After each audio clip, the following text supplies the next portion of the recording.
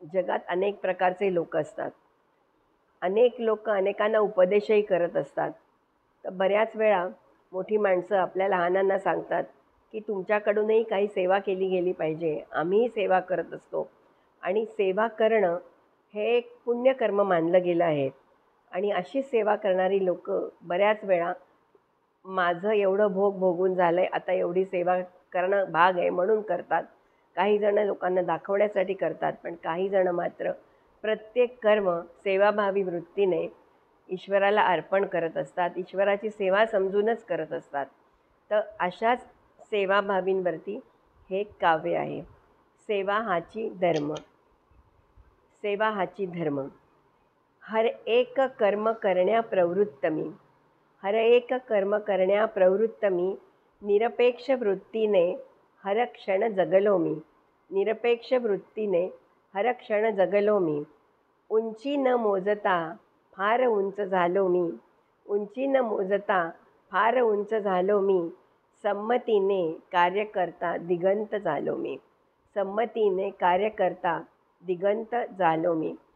या कडव्याचा अर्थ असा आहे की मला कुठच्याही कामाचा कंटाळा नाही. कुठलंही काम असो ते मी करायला तयारच आहे, प्रवृत्तच आहे आणि तेही निरपेक्ष वृत्तीने. आणि अशा प्रकारची सेवा करणारी लोकांचं स्थान अनेकांच्या हृदयामध्ये इतकं उंच असतं, तर त्यासाठी उंचीही मोजावी लागत नाही. तो माणूस समोर दिसला की त्याचं स्थान उंचावरच आहे असं सहजच लक्षात येतं. म्हणूनच स्वतःच तो म्हणतोय की हरेक कर्म करण्या प्रवृत्त मी. निरपेक्ष वृत्तीने हर क्षण जगलो मी. उंची न मोजता फार उंच झालो मी. संमतीने कार्य करता दिगंत झालो मी. सारे यश ईश्वरासी अर्पुनी. सारे यश ईश्वरासी अर्पुनी. कार्य करण्या झुंपलो मी. पूर्ण शरीरानी अन मनानी. आनंदलो ईश्वर सेवा करुनी.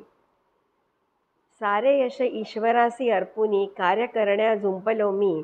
पूर्ण शरीरानी अन मनानी. आनंदलो ईश्वर सेवा करुनी. लोभस असे गूढ दर्शन हे. लोभस असे गूढ दर्शन हे. दिव्य प्रकाशाचे खेळ जसे. दिव्य गंधयुक्त आभाळ असे. अखंड उत्साहाचे झरेच जसे. ही अशी माणसं अत्यंत लोभस असतात आणि प्रकाशाचं दर्शन व्हावं असं ह्यांच्या कृतीतून आपल्याला काहीतरी शिकता येत असतं. जसं काही आभाळातूनच दिव्य गंध पसरावा असं यांचं वागणं असतं आणि यांच्यातला उत्साह कधीच मावळणारा नसतो, कारण त्याच्यामध्ये मी करता हा भाव नसतो. म्हणून म्हटलं आहे, लोभस असे गूढ दर्शन हे. दिव्य प्रकाशाचे खेळ हे. दिव्य गंधयुक्त आभाळ असे. अखंड उत्साहाचे झरेच जसे. थोडीशी कविता वेगळ्या अंगाने केलेली आहे. समजावण्याचाही प्रयत्न केला आहे. आवडली असेल तर जरूर पुढे पाठवा आणि माझं चॅनेलही सबस्क्राईब करा. धन्यवाद.